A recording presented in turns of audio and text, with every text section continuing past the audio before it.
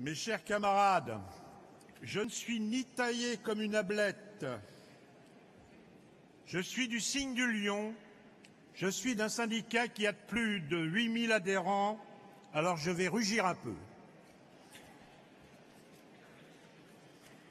Je vous apporte le salut fraternel.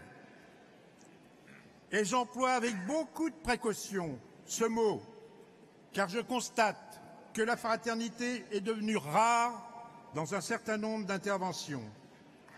C'est un constat et c'est un regret. Car lorsqu'on veut l'unité de l'organisation, on ne commence pas par la diviser. Le respect du mandat, ce n'est pas l'insulte ou l'interruption de parole. Le Jean-Claude Mailly bashing, ça va 5 minutes.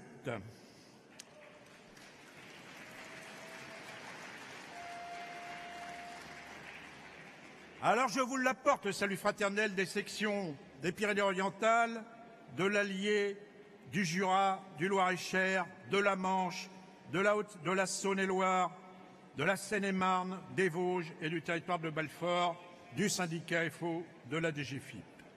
Le gouvernement a décidé la mise à bas du service public républicain en dressant les salariés les uns contre les autres.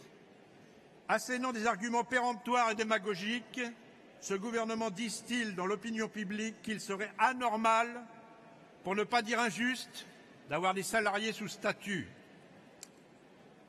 C'est le cas aujourd'hui de nos camarades cheminots en lutte, auxquels nous apportons notre soutien. Et je m'appelle Jean-Yves Brun, pas Laurent Brun. Ce sera le cas demain des fonctionnaires d'État, territoriaux et hospitaliers. Pourquoi maintenir des statuts quand on considère l'État comme une entreprise et le service public comme un service après-vente? Mes chers camarades, l'État n'est pas une entreprise privée. Et les citoyens de ce pays n'en sont pas les actionnaires. Non, le statut général de la fonction publique n'est pas le paradis que certains décrivent. Cela se saurait si l'État était un employeur modèle pour ses personnels. Non, le statut général de la fonction publique n'est pas l'anomalie sociale que dénonce le gouvernement.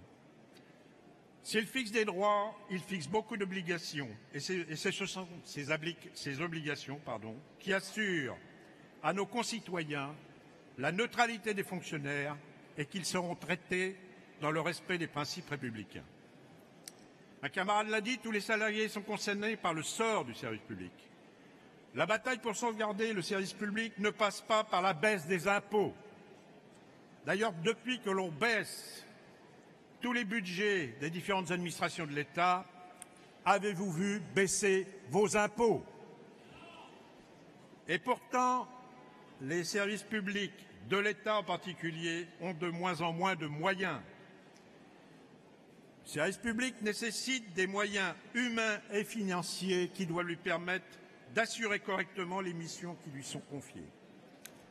Les militants FO des finances publiques savent bien ce que veut dire régression du service public, alors que depuis 10 ans, ce sont plus de 2000 emplois qui ont été supprimés dans leurs services chaque année.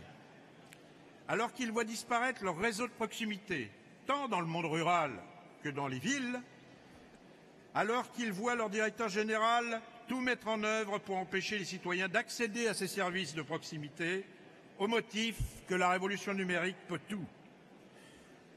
L'avenir peut-il se résumer à un service public dématérialisé, sans service et sans agents? C'est ce que les militants FO-DGFIP dénoncent quotidiennement. Mais pour combattre ces politiques, ils ont besoin de s'adosser à une confédération force ouvrière forte, unie et déterminée. Quand je dis adosser, c'est pour éviter de prendre des coups de poignard dans le dos, bien sûr. Au vu des débats que nous avons eus jusqu'ici, ce n'est pas l'image que nous avons donnée. Nous nous déchirons sur le passé, alors que ce qui nous importe, c'est bien l'avenir. Pour les fonctionnaires, l'avenir a une date, le 6 décembre 2018, date des élections professionnelles dans l'ensemble de la fonction publique. Dans la fonction publique d'État, Force ouvrière est la première organisation depuis 2011.